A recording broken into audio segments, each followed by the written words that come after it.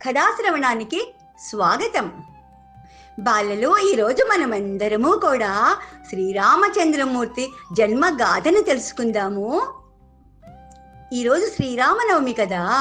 బాలలో మీ అందరికీ కూడా శ్రీరామనవమి శుభాకాంక్షలు. మరి రామచంద్రమూర్తి కథ విందామా? ఈ కథలో మనకి ధర్మము, భక్తి, స్నేహం, సత్యం, సత్యం అంటే తెలుసా నిజం చెప్పటం, ఇలాంటి గొప్ప విలువలు మనకి తెలుస్తాయి. శ్రద్ధగా వినాలి.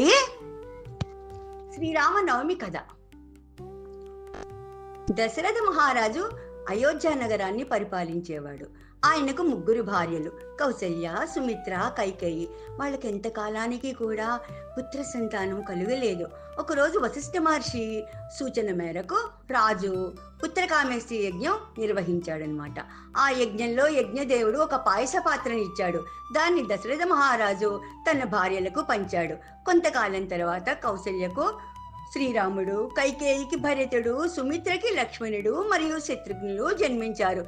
శ్రీరామచంద్రమూర్తికి సీతామాతతో వివాహం జరిగింది. కానీ కైకేయి ఇష్ట ప్రకారం శ్రీరామచంద్రమూర్తి 14 ఏళ్ళు వనవాసానికి వెళ్లాల్సి వచ్చింది. వనవాసంలో రావణుడు సీతను అపహరించాడు. అప్పట్లో శ్రీరాముడు హనుమాన్, సుగ్రీవుని సహాయంతో రావణుని ఓడించి సీతమ్మను తిరిగి తీసుకువచ్చాడనమాట. ఆ తర్వాత అయోధ్యకు వచ్చి రాజ్యాభిషేకం జరిగింది. చక్కగా అందరూ ఆనందంగా ఆ ఉత్సవాన్ని జరిపారు. మరి సీతమ్మ తల్లి అయోధ్యకి తీసుకొచ్చేసారు కదా. శ్రీరామచంద్రమూర్తి చాలా ఆనందంగా ఉన్నాడు కదా. అందుకని అక్కడ కూడా అందరూ అయోధ్యలో చాలా సంతోషంగా ఆనందంగా ఉత్సవం జరిపారు. ఈ కథ మనకి చాలా మంచి విషయాలు చెప్తుంది తెలుసునా బాలలు. ఏంటంటే మనం ధర్మాన్ని పాటించాలమ్మా. తల్లిదండ్రులకి విధేయతగా ఉండాలి. తల్లిదండ్రులు మనకి ఎప్పుడూ మంచే చెబుతారు. వాళ్ళ మాటలు వింటే మనం జీవితంలో ఉన్నత పదవులను అధిరోహిస్తామమ్మా. కాబట్టి తల్లిదండ్రుల మాట వినటం పద్ధతి. స్నేహానికి విలువనివ్వాలి. ఎప్పుడూ నిజమే మాట్లాడాలి. ఎంత శక్తి ఉన్నా, ఎంత గొప్పవాళ్ళైనా సరే వినయంతో ఒదిగి ఉండటం నేర్చుకోవాలి. ఇదమ్మా శ్రీరామచంద్రమూర్తి గొప్ప కథ.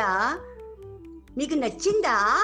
మరి మీకు ఇందులో ఏ నీతి మీకు బాగా నచ్చింది చెప్తారా? మరిన్ని కథల కోసం, శ్లోకాల కోసం బాలానందం పిల్లల ప్రపంచం ఛానల్ని సబ్స్క్రైబ్ చేయండి, లైక్ చేయండి, షేర్ చేయండి.